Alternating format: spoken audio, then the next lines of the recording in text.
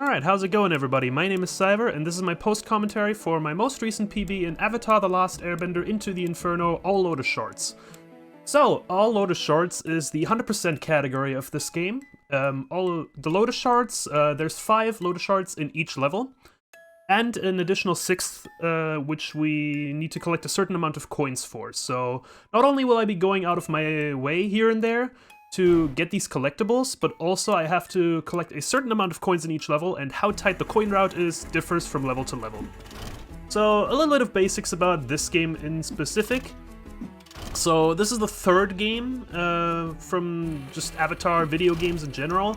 There was just Avatar The Last Airbender, and then Avatar The Last Airbender The Burning Earth. All 3 titles are on the DS, but each title also has like different entries on the home consoles. But for the DS game specifically, the Into the Inferno one is an outlier. The first 2 games were actually combat RPG type games. This one departs from that style and is more puzzle based, and it also has this chibi art style. Very different, but pretty enjoyable. It's a great puzzle game, and if you're into that kind of stuff, I definitely recommend it. Right there, I split, so I don't have to like do a bit of a turnaround. Basically, this game is 100% touchscreen controls, so I'll be doing a lot of stuff with the touchscreen. But you can assign certain actions to buttons. So like splitting or switching characters, and I'll be using that a lot because it's just... So for this level, the first one, the Awakening, the coin route isn't that tight. There's about 200 coins in the entire level, and I only need 100 at the end of them, so I just kind of grab what's on the way. Don't bother too much with going out of the way to get extra coins. It just works out. Also, for most of this level, I'll be staying as Aang, because at this point in the game, there's nothing Katara can do that Aang cannot, because this game is based on Book 3 of the series, so at this point, Aang already knows water and earthbending, and obviously Katara is only a waterbender. Combat is pretty straightforward. You just hit them 3 times and they're dead, and that's no different between the characters, so it doesn't really matter what character you use in combat for now. It will become relevant later down the line. Just detour there to grab that. A little detour right here to grab the 4th Lotus Shard. First level is pretty straightforward. It basically serves as the tutorial level to get you accustomed to the general mechanics of the game. So, not much to say here, really. Right here we'll be introduced to elemental gates. Depending on what type of bender you are, you can only pass one specific elemental gate. So the steep blue one with the 2 fish, only waterbenders can pass through, and the bright blue one with the air bison, only airbenders can pass through, although Aang is only counted as an airbender.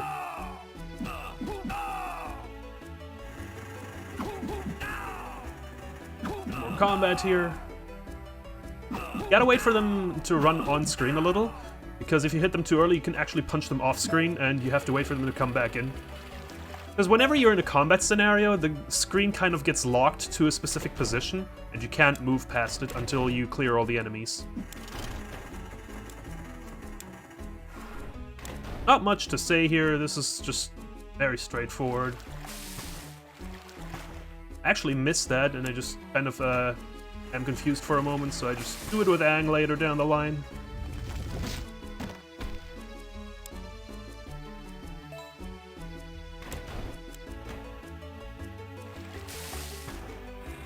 Right here, this last Lotus Shard is actually a little annoying. These little oil patches on the floor, they make you slip and slide. And this is actually pretty tricky, so I just hop a little, because whenever you do a hop, it just resets the friction. Basically, you don't slide right after you land for some reason. And here I'm gonna use bending to defeat enemies, because the damage you deal with these little bending pellets depends on the depends on the speed at which you hit them. And if you have enough velocity on the pellets, you actually can kill enemies in 2 hits instead of 3. And obviously you also don't have to walk up to every single one, which is just handy. So at this point I check my coins, I have 78, which is okay. It's a little low, but there's enough coins still to get me through.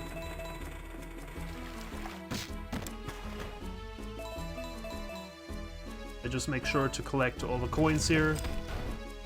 Take a very slight detour here to grab these 6. And then there's going to be 2 in this crate, which leaves us with exactly 100, which is what we need at the end of this level.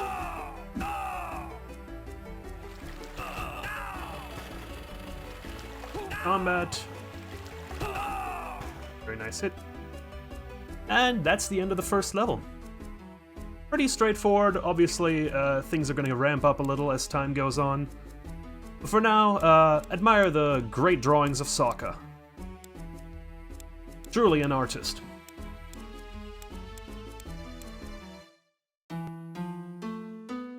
Right here, just the verification that I got all Lotus Shards. Yeah, with that, we got 10 more levels to go. So next up is the Arms Factory, which will introduce special abilities. So each character gets 1 or 2 or maybe a few more special abilities specific to them, which will be used in a lot of different ways in the levels. And some of them interact with each other, some of them more or less. And they'll basically just become the bread and butter to solving all the puzzles. So basically just utilizing them will just make for interesting puzzles. There's another Aang and Katara level, but obviously because of getting special abilities now, it's going to be a lot different. But before we do anything, we gotta run backwards here to grab this first Lotus Shard. Now we're gonna familiarize ourselves with the abilities. So Katara gets to make ice bridges to let us cross water pools.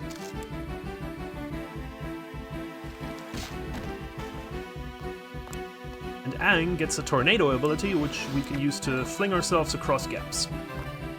In this level, the coin route is quite tight, actually. I will have to go a little more out of my way to grab coins here. Also wait a little here to hope in basically delaying this guy's attack. If you wait long enough, for some reason he delays his attack, but right there I just barely didn't wait long enough. It's a shame, but that's okay.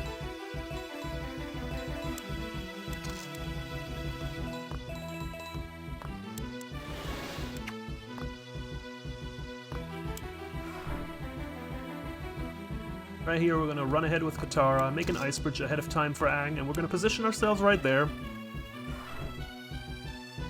Aang's gonna follow up. Make a tornado for Katara. Fling her forward while we're still moving. Just kind of light multitasking. Just cut some corners wherever possible.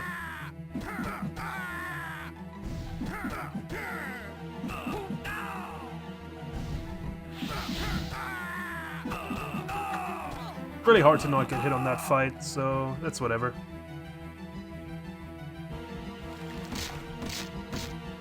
So far, this is still a rather straightforward level. The second half is going to be quite interesting, though.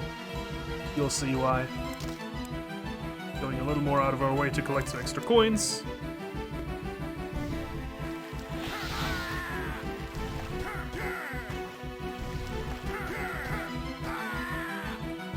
There, I forget to reset my pellet. Elemental pellets, you can use them, like I said, to kill enemies faster. However, after you hit it an enemy 5 times, they dissipate. So you have to constantly refresh them. It's kind of annoying, but it's a small price to pay. Right here, we're gonna leave Katara behind for the rest of the section. Most levels will have constant team checks, which basically prevents you from progressing unless you have both characters, but for the entire rest of this level there is no team check, so we can just safely do the rest of the level as Aang. We don't really need Katara for the last section. We could do this with either character, really. Just happens that Aang's elemental gate is just closer, so we just use Aang.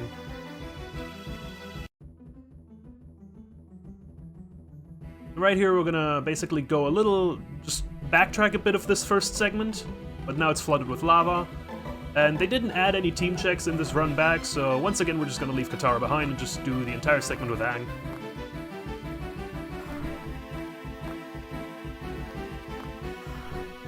And we're gonna have to wait for these cycles. Alright, so at the start of the next segment, we're gonna start breaking the game a little because Aang's special ability has some quirks. You'll understand in just a moment.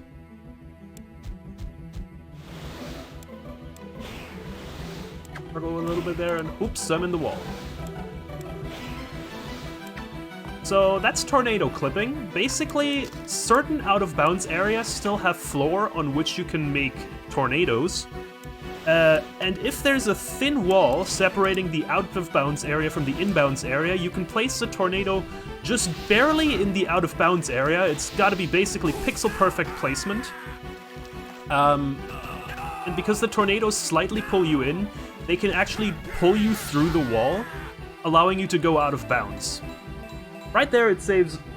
I probably didn't save any time there at the start because I did it a little slow, and it doesn't skip that much. But yeah, if you do it right in certain segments, it can save quite a lot of time. And there will be 2 more instances in which I can clip out of bounds in this specific level. Next one will be right here. First gotta cross this, and I gotta stick to the top, because if I run just a little bit further down, there's gonna be a trigger which will prevent me from going out of bounds and will just lock me into a fight. So we just carefully navigate this out of bounds section, so we don't trigger that fight. Clipping back in is actually a bit weird here, because there's a gap between that, so I have to make a tornado actually to get over there. And right here we have to wait before we go out of bounds again, because we gotta obviously get all the Lotus Shards. I use the earth pellet there to deflect the firebender's fireball into that little machinery there. I don't really know what it is, but basically, if we light that on fire, a gate opens, so we get the 4th Lotus Shard. And since Aang doesn't know how to firebend just yet, this is the only way we can get that shard. Fling ourselves across a few more gaps, and then we're gonna go back out of bounds here. Actually do that with a smoke puff, which is very unreliable, but it's, well, technically faster. But yeah, there's no consistent way to doing that, really. When it just happens, it's just fortunate and is fast. But we're gonna be moving around this segment, actually. This skips a few fights, so it's pretty fast.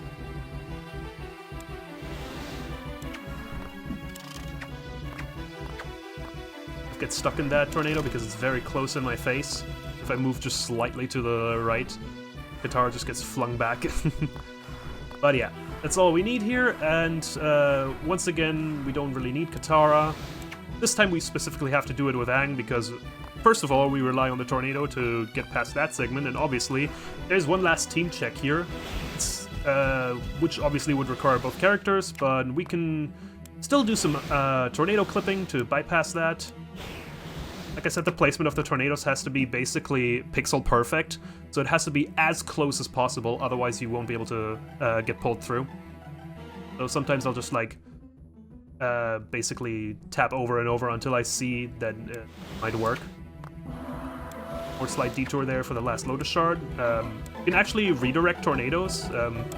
Basically when you have like dialed in a wrong direction, you can just tap on them again and redirect them. Unfortunately, that makes me miss the my ride here, which is a bit unfortunate, but it's okay.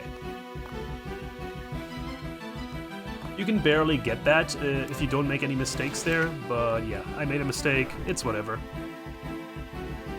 Light time. But yeah, that's going to be the end of this level, and we got 51 coins.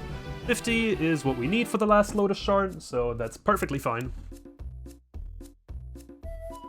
And in most levels, I'll just like basically go by feeling in terms of the coin route, because it just kind of works out. Yeah, you just grab what's on the way, just grab like any coin you see.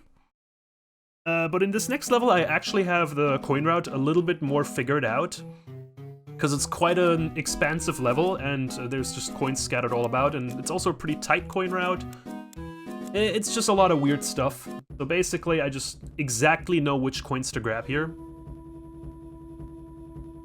Runaway is also the first level that we don't have the Aang-Katara combo, so both levels so far were Aang and Katara. We're still gonna have Katara on board here, but now we have Toph instead as a second character. Toph being an earthbender and having her own abilities, gonna make for some interesting stuff.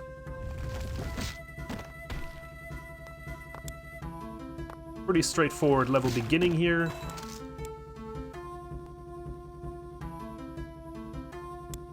Little combat sequence to start it off. When you're too close to an enemy and you like looking a different way, sometimes the characters don't turn.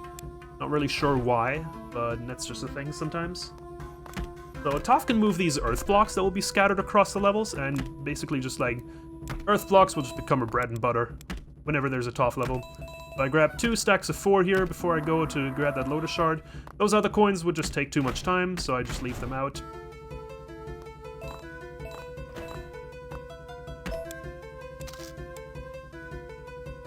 You can also hit these switches with elemental pellets. Neat right there.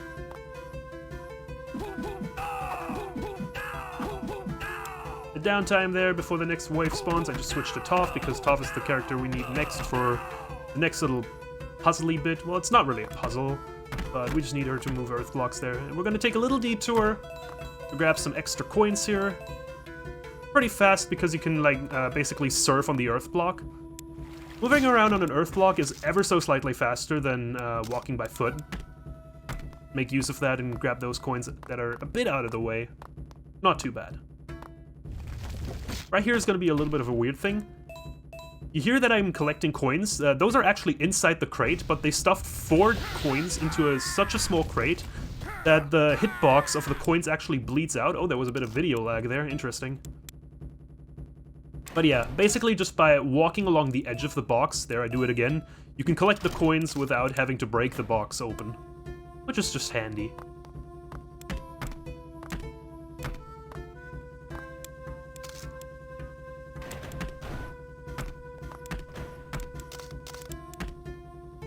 Quick switching around here. Second Lotus Shard, and drop perfectly back on the block. That's actually not that easy. Especially when you're coming from a higher ledge, you kind of can overshoot these blocks sometimes. So I go at an angle there to perfectly land on the block, without covering too much distance on the vertical axis. Leave Toph behind here while Katara runs all the way back here. Just hits that switch to open the gate. Works out because we only need Toph here. Then we're out of the first half of the level.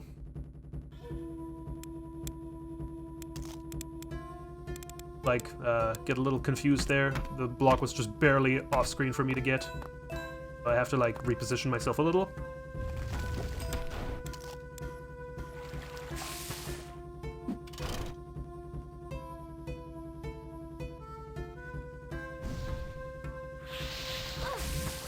There, unfortunately. We're gonna push ourselves along with an earth block. Again, a bit faster than moving by foot, and we need this earth block anyways. Climb it. You can already see the next Lotus Shard. We need this 2 block tall earth block. We also need to get some extra coins down here. So it just all works out.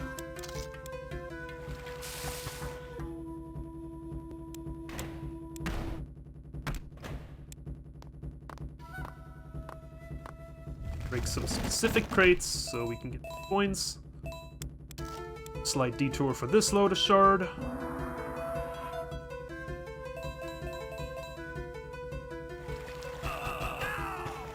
Guy actually survives because then my second hit wasn't fast enough. It was right after the turn, so it didn't do enough damage to kill him in 2 hits, unfortunately.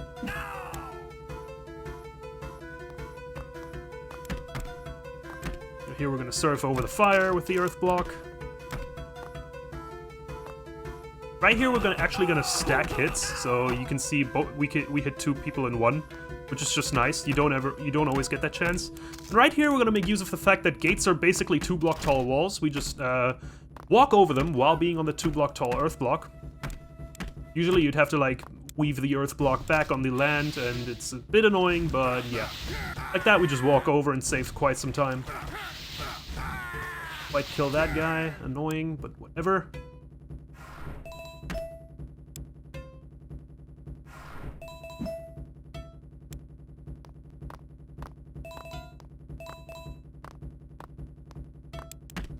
Very important detour for these 12 coins. A lot of coins, and they're very easy to miss. And because I have precisely routed it out, and missing those is fatal. Right there I do a little bit of lag reduction, actually, by putting that earth block back on land. Because by building that next ice bridge, the old ice bridge goes away. And for some reason, when that big earth block drops into the water, it creates a lot of lag in this specific section. So by just weaving it back on land, we reduce lag here. Don't ask me why it works that way, but it's just how it is. Do this a little slow, actually. I didn't have to jump on that, but no big deal. Right here, I actually have to carefully do this. When a stack of earth blocks is too close to a wall, sometimes the upper earth block gets stuck and the stack breaks. Really annoying, because if the stack breaks there, there's no way to restack the blocks, and you lock yourself out of that last Lotus shard, so I have to be very, very careful. And here we're gonna have our first boss fight with Combustion Man, or as Sokka likes to call him, the Sparky Sparky Boom Man.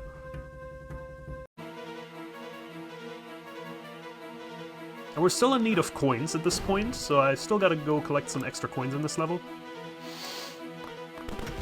Basically, just gotta make him hit himself with the debris if the blocks he blows up.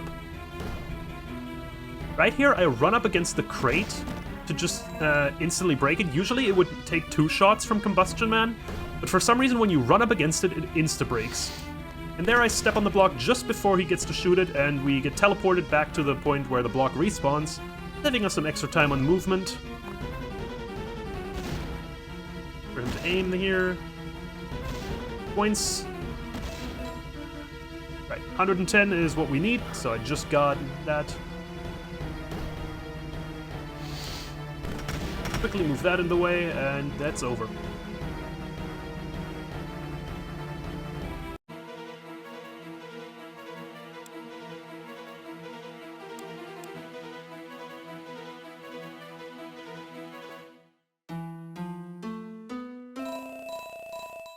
Alright, so next up is the Puppet Master, probably one of my favorite levels in the entire run.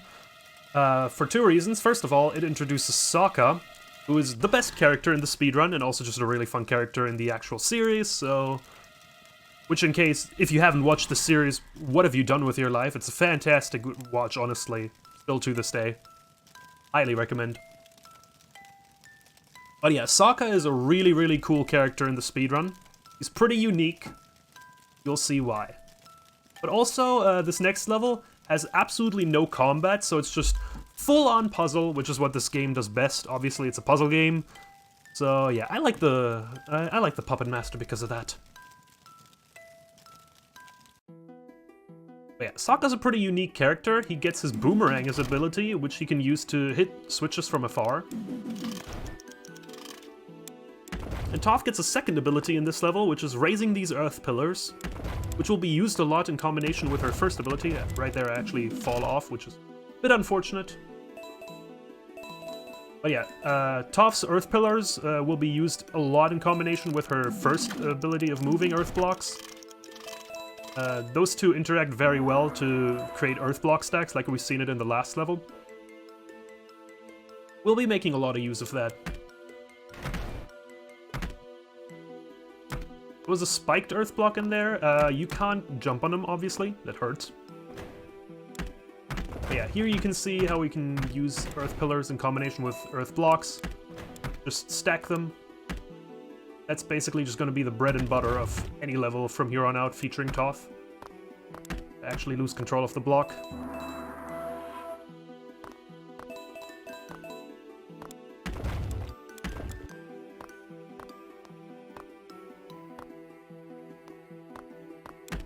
Other than that, this is going to be some pretty straightforward puzzling.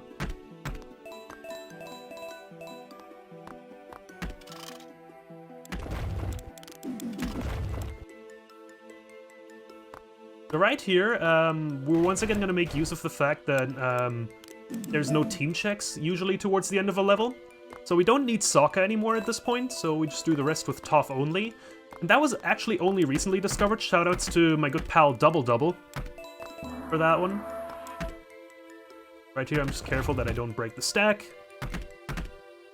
As you can see, the block almost got stuck there, but gladly I noticed that in time.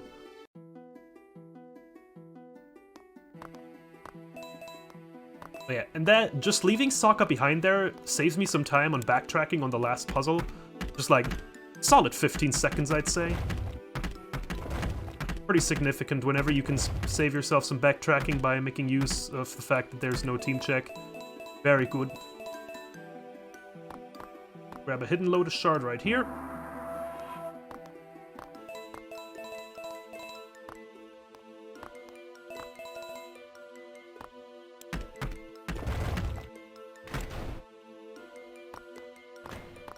A slight detour.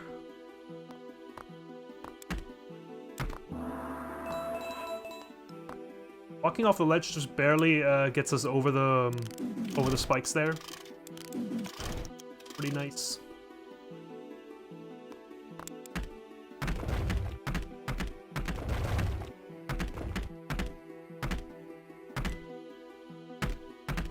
Other than that, the rest of the level will just be smooth sailing and just schmoovin' on earth blocks.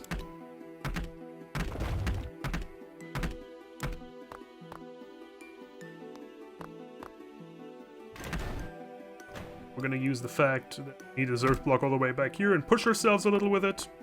Just task overlapping, basically.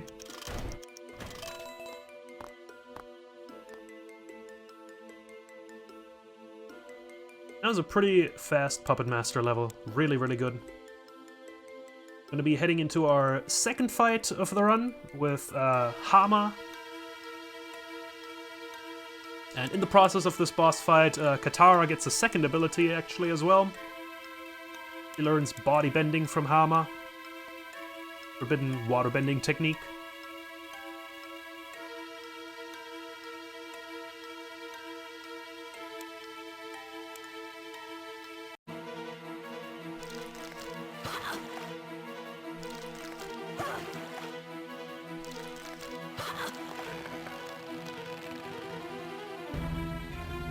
Right here, we're just gonna have to slowly drag her towards this cage. Pretty easy fight. Not much to say.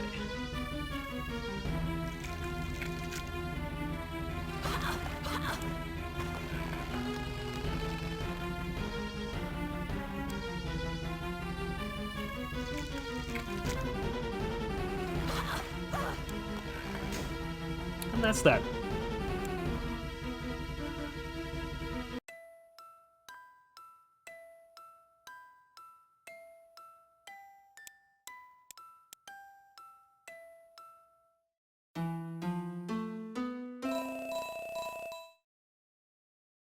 So that's the end of Chapter 1. Now we're heading into Chapter 2, which is the Day of the Black Sun.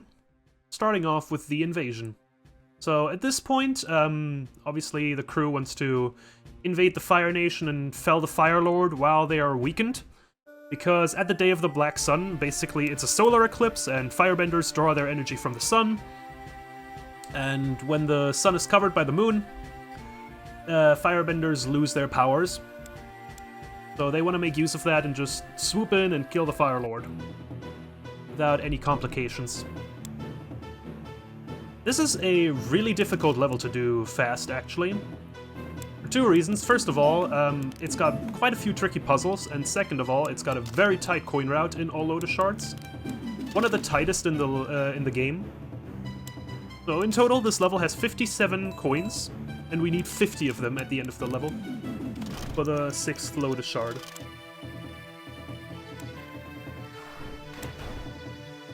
Sokka also gets another unique ability here to control these platforms. And now we'll see something an interesting property about Sokka. That enemy just got killed in one hit. There's no, like, super special reason to it. Basically, Sokka can one-hit stunned enemies, and he's the only character that does that. That being said, did you know Katara's body bending, as well as Sokka's boomerang, stun enemies, and make them basically prime them for a melee one-shot from Sokka? With that in mind, we'll be using that a lot to accelerate these fights. Here we're gonna use this guy to do our bidding. Sokka's gonna run up and slam him once. That little knowledge saves so much time, especially in this level. Later down the line. That elemental gate is completely pointless, there's only a switch behind it and we can throw Sokka's boomerang through it.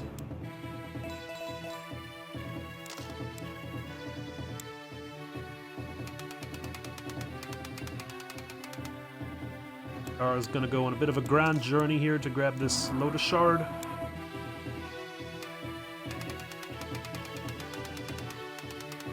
Pushing myself right between these two platforms. You get what I mean. Hopefully. So yeah, right here we're gonna use Sokka's boomerang to stun them and one-shot them. Very handy.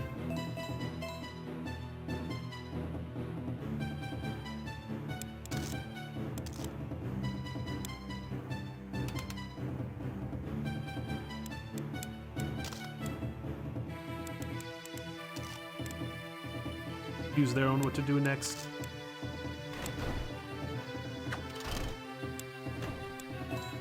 This next Lotus Shard is deceptively difficult. This game, you have no control over your jumps. The game just auto-jumps for you. And sometimes it will just jump and you'll still end up in a pit.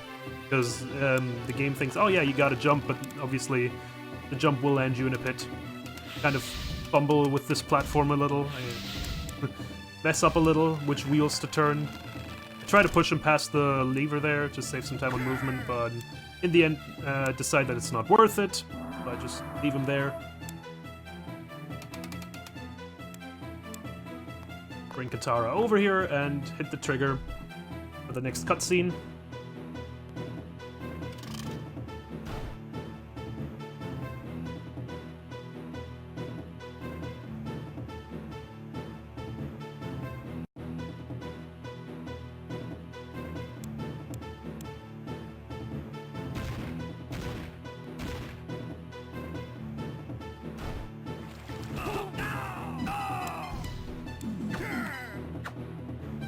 Kind of miss him there for some reason.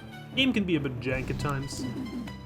So this guy has a shield, which makes him even more annoying to kill. Usually you'd have to like take elemental pellets and hit them from behind to circumvent their shield, but Sokka's boomerang also ignores shields, which makes him super useful to deal with these enemies. And it just saves so much time in this level just using Sokka's boomerang. Probably like a minute or even more. Especially in the next segment, there will be a lot of shield guys, which are just a pain to kill otherwise.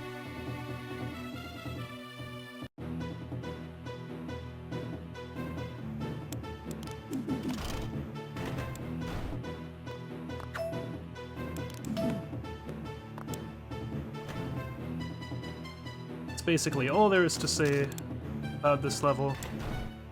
Just gotta do some cleanup now. Last few things.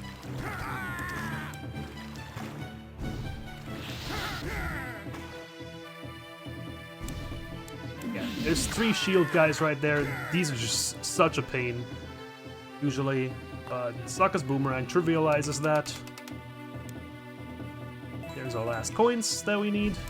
Right here, we don't actually have to kill all the enemies. We only have to kill the 2 on the right to get the screen moving again. But usually you have to kill all enemies to lift the screen lock. Not in this case for some reason. Boomerang didn't really hit there, so I'm a little confused. Sometimes it just doesn't connect. No specific reason as to why. Like I said, the game can just be a little janky. It also doesn't take too well to fast inputs.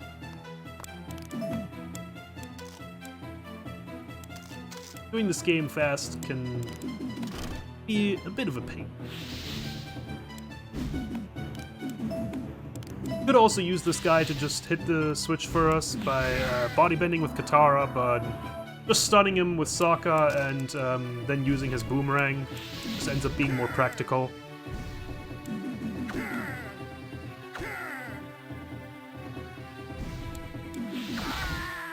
bit more combat.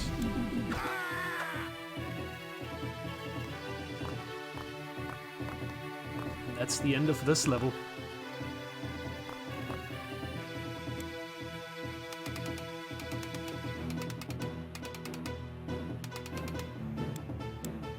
Okay.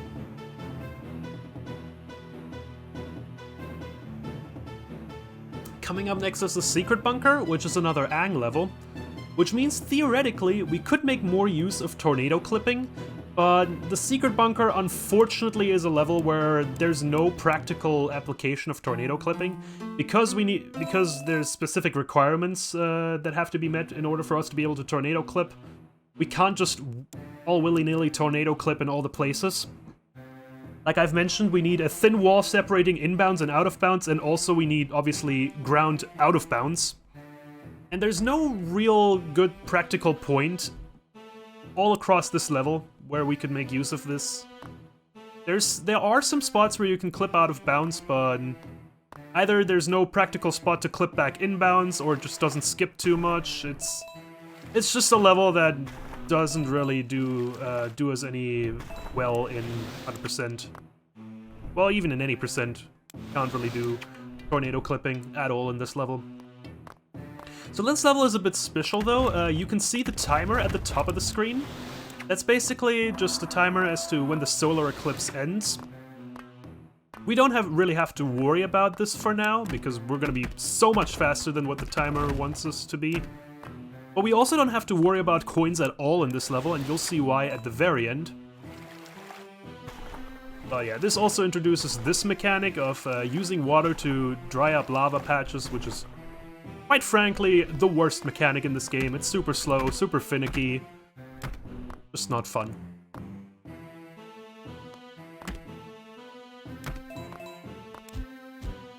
The tornado just doesn't want to pop. Sometimes tornado can be a bit wacky, so reset the state.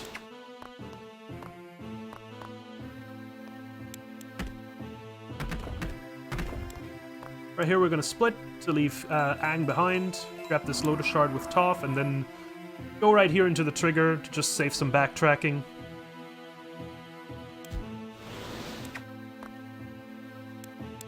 There's metal blocks, then only Toph can move. I don't think I've mentioned it, but Aang can also move regular earth blocks now. Just metal blocks make it a bit more specific for Toph again. And also Aang can't raise earth pillars. That's still a Toph exclusive. A little bit unintentional that we skip some of the water drying with tornadoes. Wherever we can, we want to use tornadoes instead. Using water to dry the patches is so slow.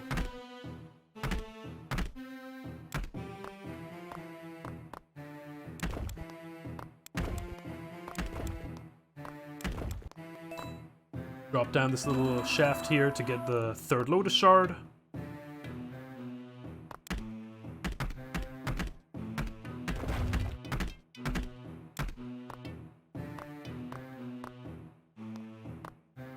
Alright, this section I actually messed up. So, as you can see already, like, if you're too close to the wall, sometimes you just get pulled off the block for some reason. I don't know why. Right there it happens again. It's really annoying. Probably the worst thing that happened in the run. But, yeah. Just another component of the game being a bit janky, and but it's okay. Still didn't lose me too much time in the end. Leave Aang behind to just run to the end of the level with Toph alone. Entering the last leg of this level.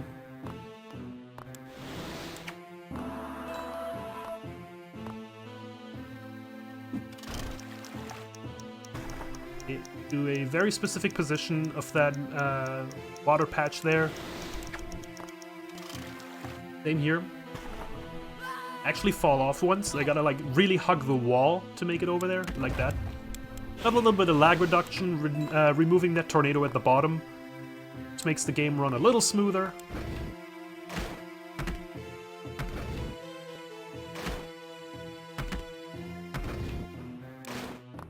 Earth block swapping. A long patch of drying lava out.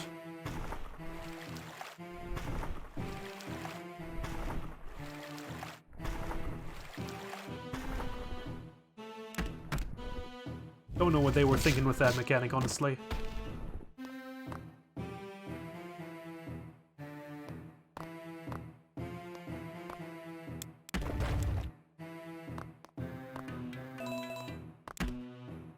Or block surf. We're at the final puzzle. This final puzzle is a bit annoying in all Lotus Shards. You'll see why. Try to grab the pillar there, but it for some reason goes to the tall block back. So right here, I actually can't jump back on the top block because the ceiling is too high, and yeah. I tried to like keep the stack somewhat deformed so I can hop back on the top block right there, but I actually end up sliding the top block off, which means I had to restack. Bit annoying, but again, not too bad. A bit slower. And that is the end of the level. So now to the point as to why we don't have to worry about coins in this level. If you beat the level in under 20 minutes, so according to that little solar eclipse timer that we had throughout this level, you get a little bonus minigame here where Azula still doesn't have her powers back because of the solar eclipse. So basically we just get a little extra minigame where we get to beat her up for free, and we get coins here too, so... very handy.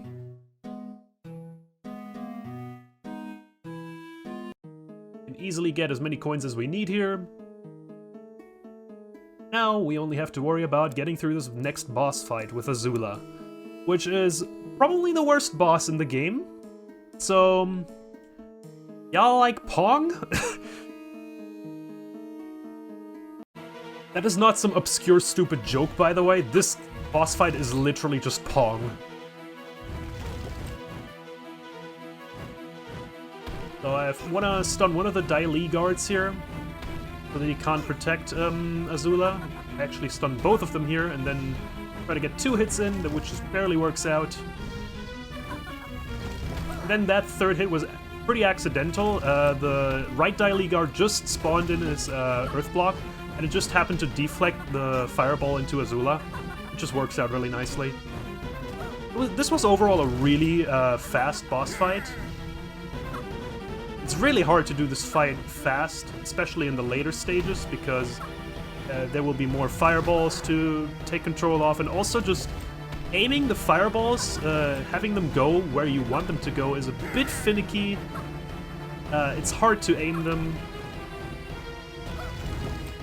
And also right here you have to keep track of 3 fireballs at the same time, so the fight just kind of becomes a mess. And I more so just focus on defending myself, because if you get hit here, you lose control of your Earth block and you have to wait for a TLA guard to shoot another block your way. Which is really annoying.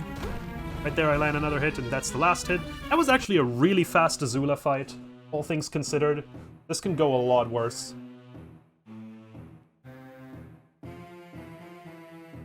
So we're now at the midway point of the run.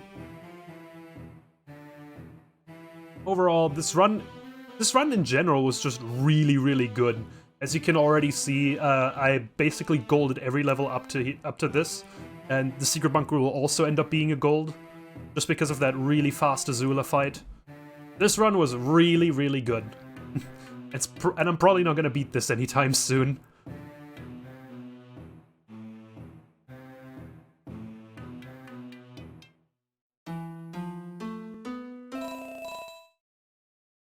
But yeah, halfway through the game now. Zuko has now made up his mind to join the Team Avatar, because he kind of doesn't like where the Fire Nation is heading at the moment. And also, Aang still needs someone to teach him firebending, to actually become a proper Avatar, master of all 4 elements. And, you know, when the Fire Nation kind of hates the Avatar and what he stands for, finding someone who would teach him firebending will not be that easy, but Zuko is ready to take him up, but yeah, there's still this assassin that Zuko hired initially, to get rid of the Avatar, because that was kind of his goal throughout the early stages of the series, and basically up to the beginning of Book 3. So we still gotta deal with that now. So we have our first Zuko level here. Zuko's ability is actually really interesting and interacts a lot with other characters' abilities. But more on that in a bit. So Zuko gets to create a firewall, which we can just use to break crates here at the start.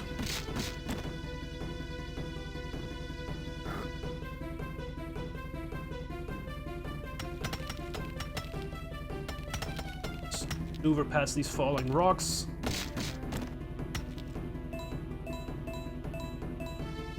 Light detour here for the next Lotus shard. This level has some really evil Lotus shards. They're all basically out of plain sight. If you don't know where they are, you could easily miss them.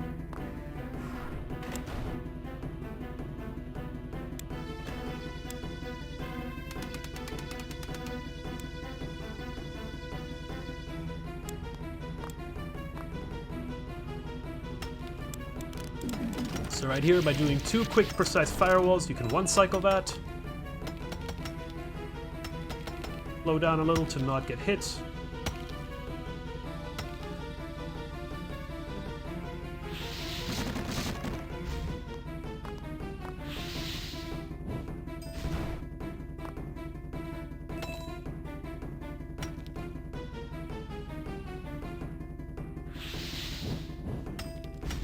Here I just hit these 2 elemental switches ahead of time. Get to do this thing with Sokka though. We go a little out of our way to get some extra coins here. This is another level where I really looked at the optimal coin route, so this is definitely the way to go.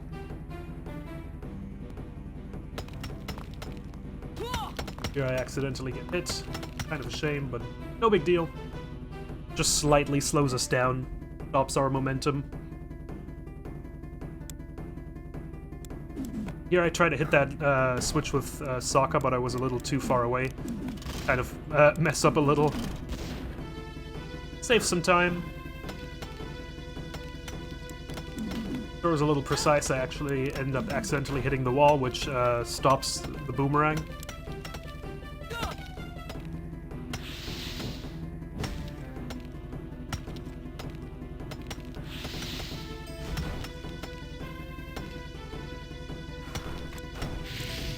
Oh, you can just barely one-cycle this.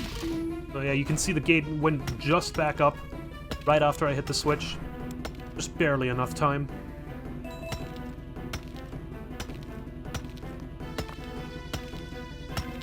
Right there, just don't care and just take the damage.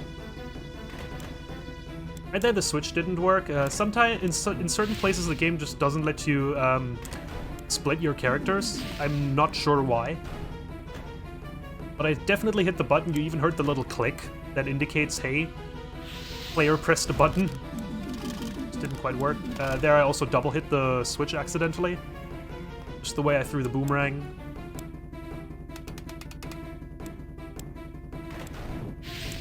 Like small little details. I accidentally tapped back into that menu.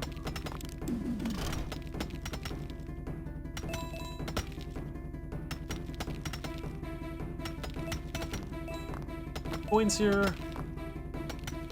Just fine on the coin route. The evil Lotus shard right there.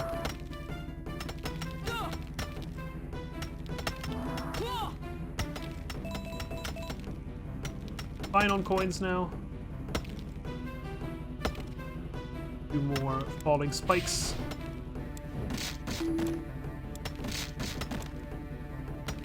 Backtrack a little, make sure that we leave a little bit of firewall here.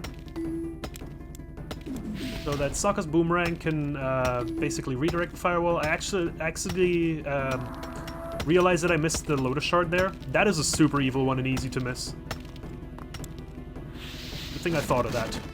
If you miss a Lotus shard, you basically just have to restart the level. No way around it, so you just want to get them. Thank God I remembered that was there. And Second fight with Combustion Man here. Want to use Sokka's Boomerang to stun him, which sometimes just doesn't really work. Again, just a few little janky things. And also something to keep in mind, if I die at any point, I either have to pay 30 coins to keep going from where I died, or I have to restart from the last save, which is both pretty devastating depending on where I die. So just keep that in mind as I go through this fight, because I'm pretty sure I come rather close to dying here. There, he just slaps me away early. The length for which Combustion Man stays stunned is... it's not random, it's basically set, but I have no idea why. In the first phase, you get to like completely hit him 12 times, I think it is, to get him down to 0 health and get to the next phase. And in the second phase, he slaps you away after 3 hits. I am not sure why that's a thing. That's annoying. There also, again. So yeah, right here I'm very close to dying, 1 hit away, so I'm a little careful here. Usually I get him killed before he slaps me away the second time, but I was a little too slow on my hits.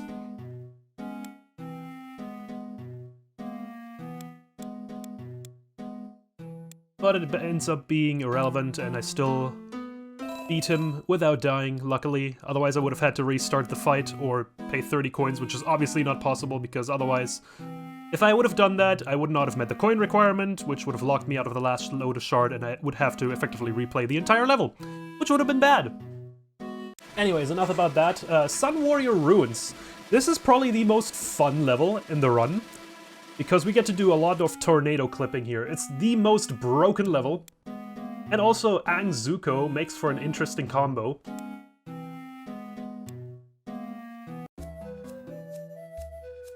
So yeah, I've already explained tornado clipping. In any percent, this level is so hilarious. In this first leg of the level, you basically just do all of it out of bounds. We can't do this in our Lotus Shards, because we have to clip back inbounds at some point to get some coins. Right there, I accidentally fall into a gap. Hard to tell where there is ground and where there isn't.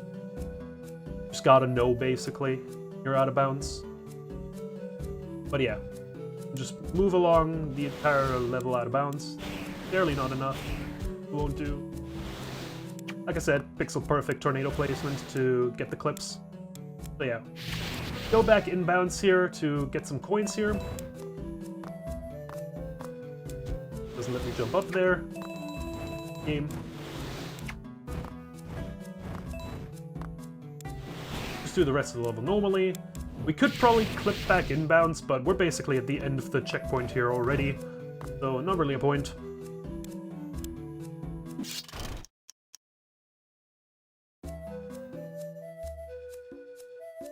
Because there's so much clipping, it's such a fun level.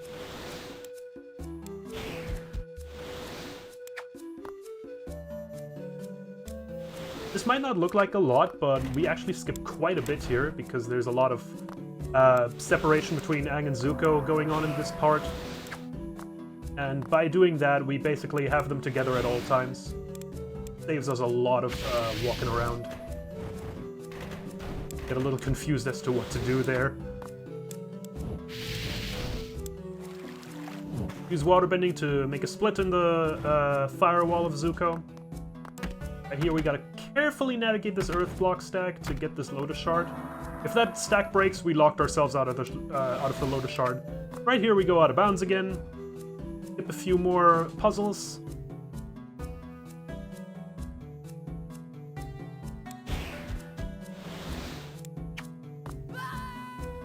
I had the tornado placed in the wrong direction, so I have to redirect it. But for some reason it doesn't let me clip back in. Right there, not sure why. Yeah, place a new tornado and it...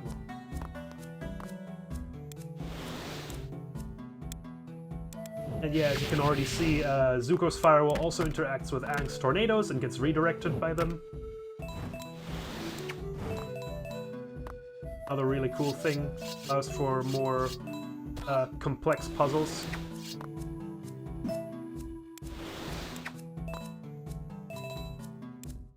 Right here I actually have to be pretty precise with my tornado placements, because if you place them a bit too far on the switches, they can actually just completely skip that switch and not activate them.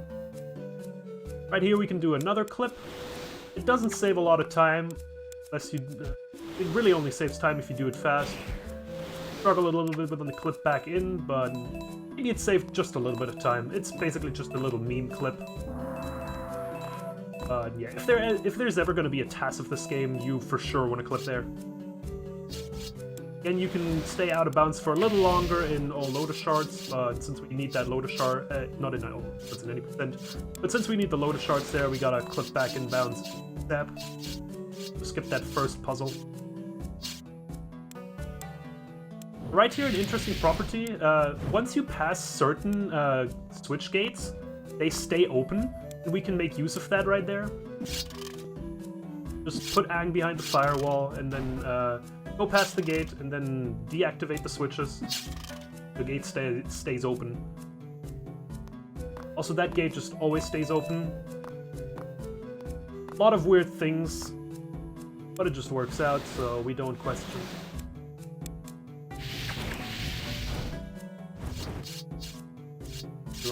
Run into those spikes. Sometimes it's hard to remember all the spike patterns. Gotta be a little careful with my tornado placement here, so we don't skip over any of the switches. Lotus Shard hidden behind the wall there. And at this point, Aang already knows firebending. The game doesn't tell you this, but throughout the entire level, Aang already knows firebending, but we get told now that Aang can also firebend. And we're going to be using that right here at the end of the level.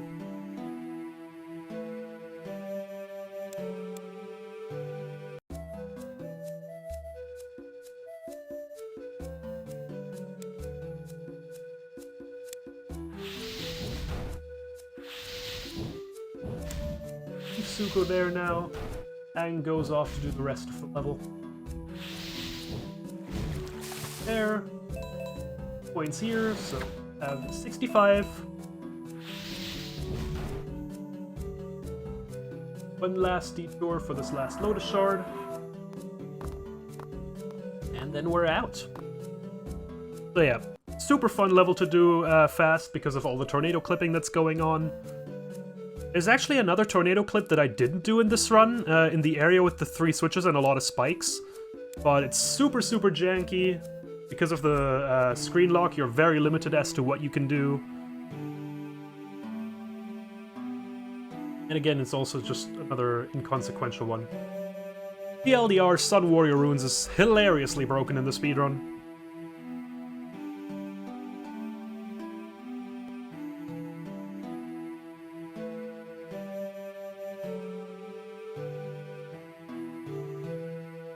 Yeah, just like that, Aang now knows how to firebend. We're basically ready to take on the Fire Lord. But there's still a few levels in between that.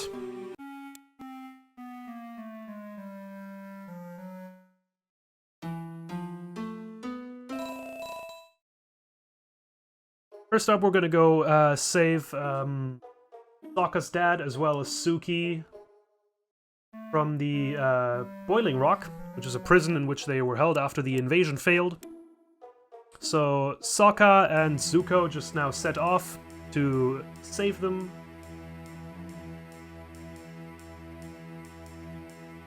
Boiling Rock is one of the hardest levels in the speedrun.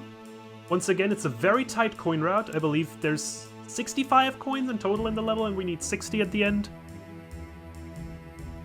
But also there's some pretty tricky puzzles in this one. Again, the Zuko-Sokka combination makes for some pretty interesting puzzles. Another little thing we can make use of is that Sokka is not the only one who can one-shot enemies when they're stunned. Zuko, by using his firewall, can also one-shot enemies. It's a bit tricky on moving enemies. But yeah, whenever we can, it's actually the fastest option to take out an enemy. There we can't because behind the barrier. Have to take him out the old-fashioned way.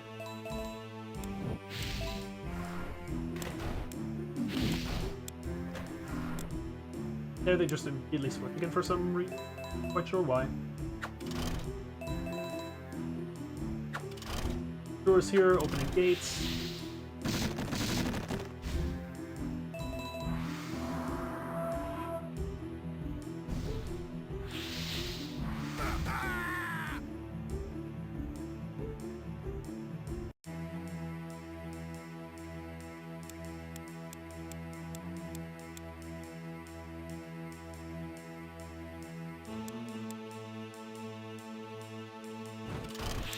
Right here, we actually have to go in. Usually we could just skip this room, but, you know, there's a Lotus Shards, so we need it.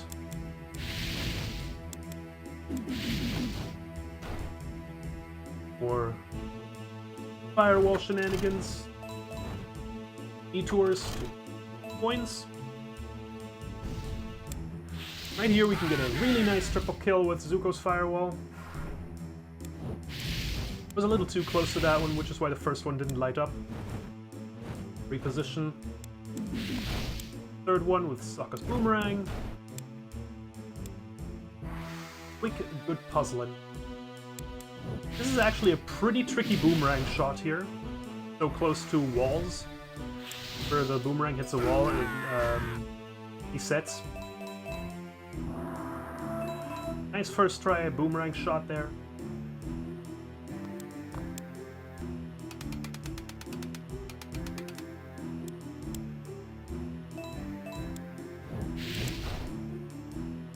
That actually.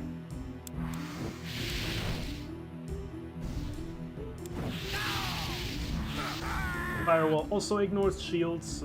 Again, just a good option to take out shielded enemies. Usually are an absolute pain to deal with.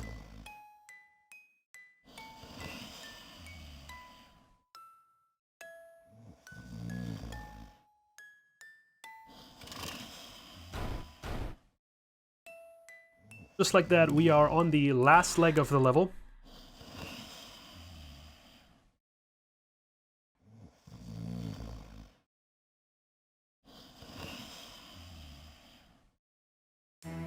Still got quite a bit of work to do, though.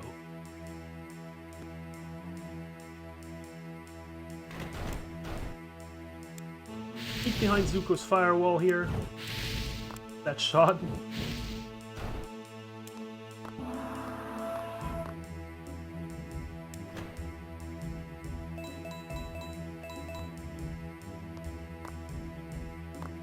Can skip those coins, we have enough. These are the only coins that I skip in the entirety of the level. Just that firewall. I gotta back up a little because if the enemy's too close, you actually don't hit them. Had to reposition myself to actually take the enemy out.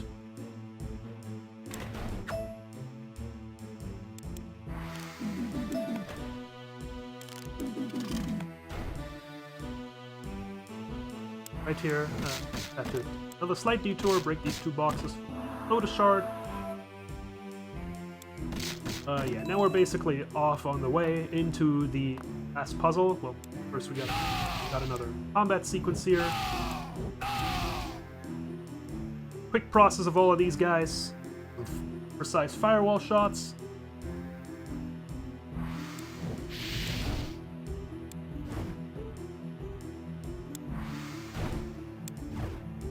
Right here I position a firewall, use that later.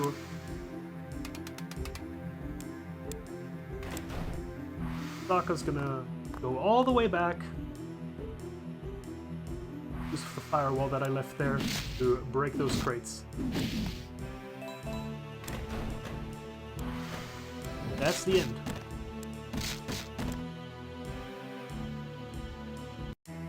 So, while we have a 1.5 minute long cutscene here, this is a friendly reminder to stay hydrated. Maybe you should get up, stretch a little bit, just take care of yourselves, alright? Times are rough enough, you don't have to make them rougher on yourself. Also, maybe you should go check out my Twitch. I didn't speedrun this live, actually, because it was on a day where I just had to be on alert in case I needed to do stuff.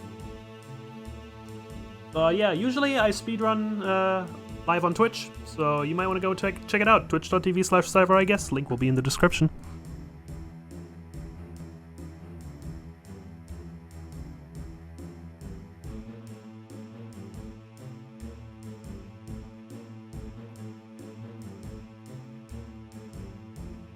Yeah, it's a very long cutscene.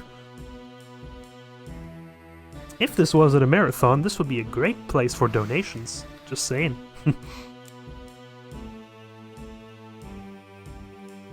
I may or may not use this as a submission video for marathons.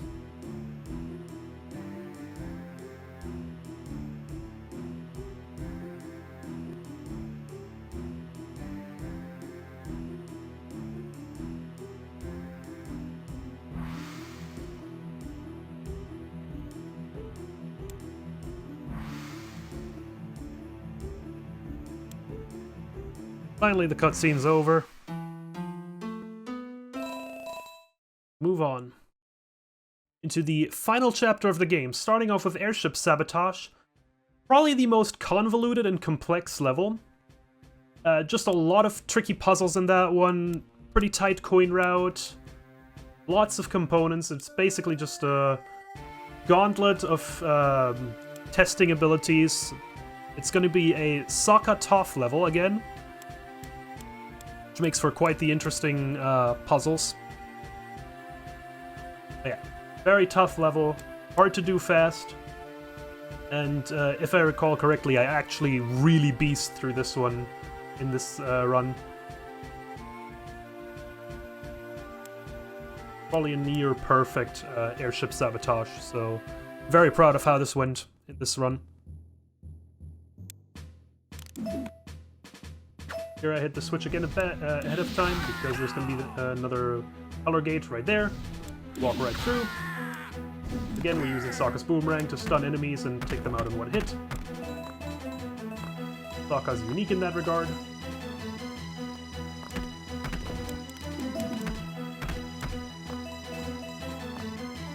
But yeah, at this point, we already know all the things that can happen. Not going to be any new mechanics. It's just going to be basically a gauntlet towards the end. Very complicated puzzles. There's also a lot of things we can do in this level to make them go by faster. Right here I'm going to cheat the system a little. I take a block right away. Just put the platform at a level where Sokka can still jump up. Usually you're supposed to stack blocks there, but we can just do it like that. Basically just build a make-do staircase for Sokka.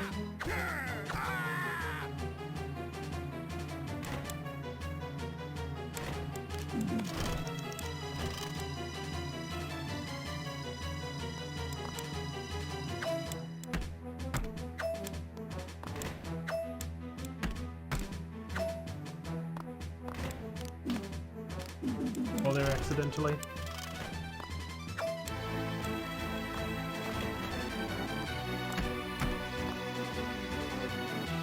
We're just moving pretty fast here. A lot of things happening. This section is a bit weird. Whenever there's a little gap between like a platform, you can just barely like walk over it. We just use that to minimize the amount in which we have to move this platform. Right there we can just barely cross it like that, do diagonals. Very wacky. Yeah, that's pretty fast compared to what you would usually have to do in this section.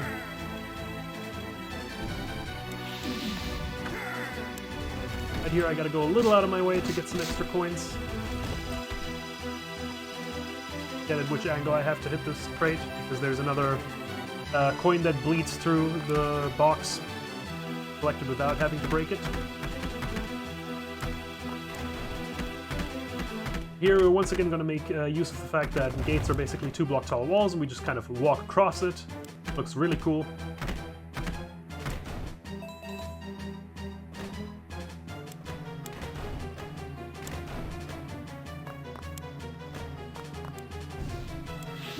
Right there I should not have stunned the guy, because we need him to break this crate behind us. Because there's a Lotus Shard and there's no other way to break it. Right here I actually get pretty close to dying because of that. Rather scary, but it works out.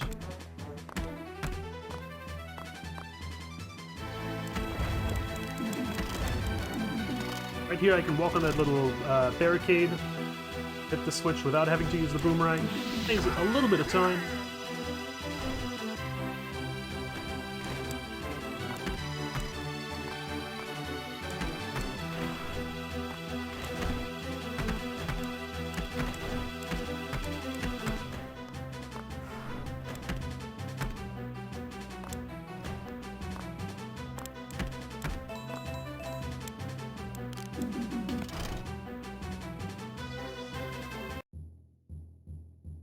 One more segment. This is very convoluted compared to any percent. We gotta do a lot of extra stuff here to get some Lotus Shards. But it works out in the end. So first off, we gotta take both of these blocks, take a stack, that stack, onto the platform, because we need the 2-block tall earth block here, later down the line. Put them up there, drop the platform again, make another little makeshift staircase for Sokka to come up. Block isn't close enough to the wall there, which is why Sokka weirdly slides, so I reposition it. We got this earth block, we're gonna take it along with us on a wild ride. So right here, usually enemies would spawn, but since we don't stand on the ground, we don't ever activate the trigger, so I carefully drop back onto the earth block, and then once again use the fact that gates are 2-block tall walls to skip the trigger completely and avoid a fight completely. Just works out because we already need the earth block anyways for that Lotus Shard. It's an all Lotus Shards exclusive right there. Right here I gotta be careful to not kill this guy quickly, because we once again need to redirect his fire to that switch, get some extra coins. And here we are at the final puzzle. I actually screwed this up a little. I should have left Toph right there, but I kind of like fumble about here and then I realize, oh, oop. So yeah, I should have left Toph there at the beginning. Bit slow, but it's okay. Quick detour here to grab the final Lotus Shard. And get a little confused as to what I'm doing. I kind of realized that I was on great pace here, so I got a little nervous towards the end. But still clutched up and pulled myself together. Closed off this run with a bang.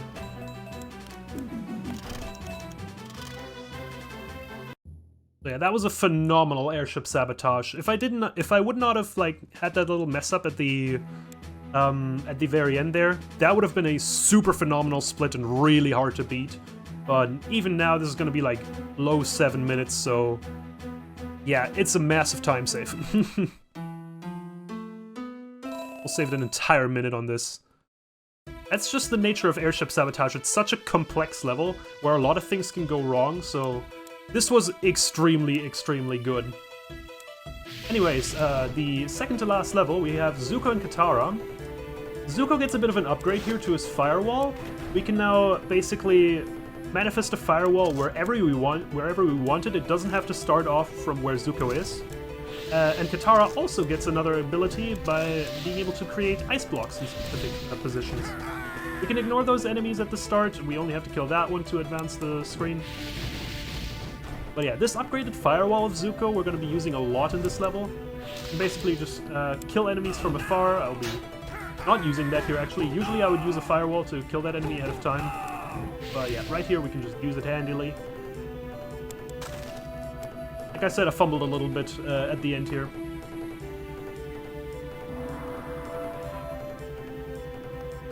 But yeah, you can use Zuko's upgraded firewall in quite a lot of cool ways. Right here, there's a little puzzle which we can just cheese completely with that firewall. And also, not being able to access these enemies doesn't matter anymore to the firewall, so we can just kill them all. Patch of them very quickly. This is just another really fun level because of these unique abilities.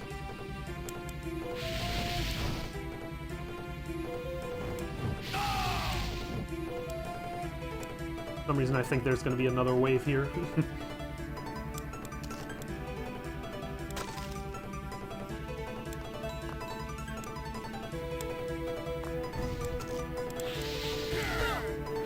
Ice bridge ahead of time here.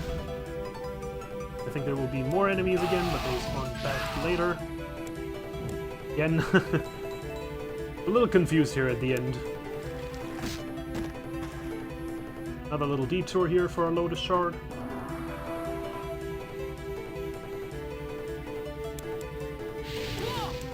Hit myself there.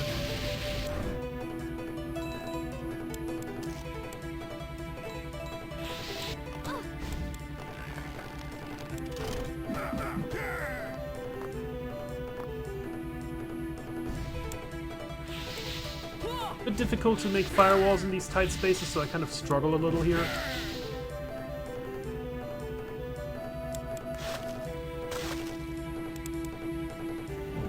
That real quick. Firewall delete icon is a bit in the way there. Right here I'm gonna use a bit of a glitch to get past this puzzle a little faster. So, because I fell, the game thinks I advanced past the position of the gate. This is another gate where the game thinks, where the game says, okay, you're past this gate, you don't have to like have the switches active again. We'll just leave it open for you now. But I never actually like hit all the switches. I just advanced past the gate while falling out of the map, and it just works out for me. So nice little skip there.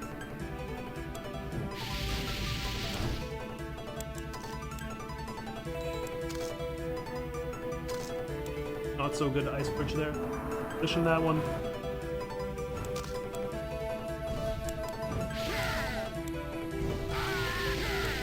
Kills here.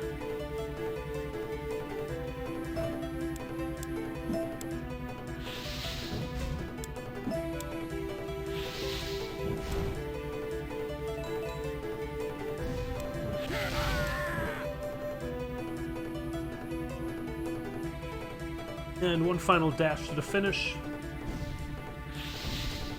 And one more Lotus Shard, which is hidden right here behind that pillar. And then we're off to the second Azula fight. This fight is essentially an auto-scroller, so there's not really much you can do to advance it any faster. So most of the time we'll just spend running away from Azula while she's invincible. Little blue firewall. Comes down, we're just gonna beat her up real quick. If you're close enough to her, once the next phase begins, you can get 1 to 2 hits in before she gets back up on her firewall and surfs around for a while. Just accelerates it a little. That's about the most you can do, though, to speed up this fight.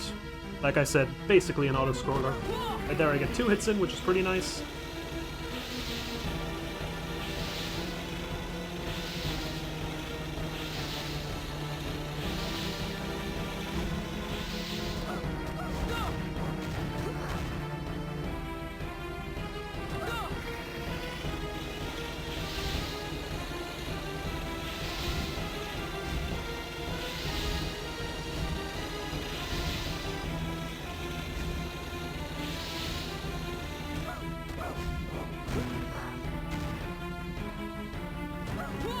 Another twofer. Nice. The last phase of the fight now.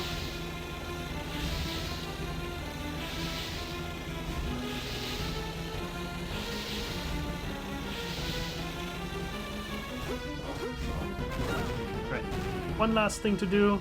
This last section is a bit RNG. We want her to land on one of these little grids where Katara could create an ice block. She's memeing me a little here, but finally she decides to stand on one of them so we can freeze her in place and finish the fight. That's completely RNG dependent, there's no real way to manipulate it as far as I know. So yeah, we just gotta pray. And on to the final fight.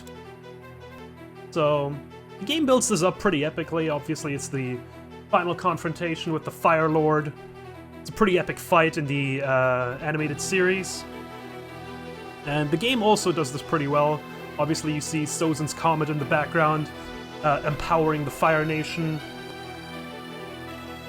It's a bit weirdly depicted by Ozai growing super big here. But yeah, we hit the Avatar state. music's pretty epic. But is the fight epic or hard or anything? Unfortunately not. Also nice visual glitch there. So this boss fight is basically just spam to win. We're just gonna be completely bombarding Ozai here with our projectiles. Time will be once I land the very final hit on him. I do this first phase actually very fast. Right there he was about to spawn a fire beam, which basically would have prevented me from hitting him. So a bit of time save here, so I just keep shooting away. He stands in place, which makes it a lot easier, and there's time. So yeah, that was all Lotus Shards. Pretty fun category, super convoluted and a lot of cool stuff. Basically, it's just a great test of knowledge of the game and mechanics. It's a super fun speedrun, and this run in particular was absolutely crazy. There's not a lot of things, honestly, to make this better. It was such a good run, and very, very proud of the end result here. I basically golded every single level. I didn't even like, not really because I got new strats. I mean, for some levels I got some new strats, but most of this came down to just more clean execution, better routing, just better knowledge of the game overall, and that just shows in the final time that I got 1:20:37 is absolutely insane, almost 4-minute PB. Pretty crazy. Super happy with how this one turned out. But yeah, with that being said, that's the end of the run. All I'm just gonna do now is wait for this final cutscene to end, and then head to the volleyball menu to verify that I got all 66 Lotus Shards in the run. But yeah, thank you for watching the run. You should go follow my Twitch. I try to stream like 3 times per week. And you might catch me speedrun this game, or maybe some other stuff, and maybe casually play some other stuff, so if you like what you see, consider following me. I'm just gonna head to the menu here to verify.